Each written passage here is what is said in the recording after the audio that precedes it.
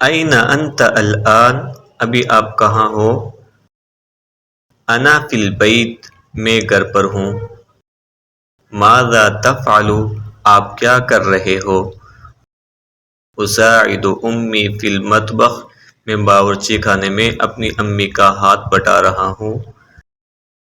N والدک، آپ کے والد کہاں ہیں؟ وہ فی غرفۃ الجلوس، وہ بیٹھک میں ہیں۔ ماذا یفعل، وہ کیا کر رہے ہیں؟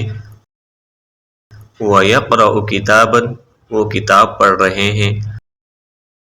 هل اخوک فی البیت، کیا آپ کے بھائی گھر پر ہیں؟ نعم هو یدرس فی غرفتہ، جی ہاں وہ اپنے کمرے میں پڑھ رہے ہیں۔ متی ستتناولون العشاء، تم عشاء کا کھانا کب کھاؤ گے؟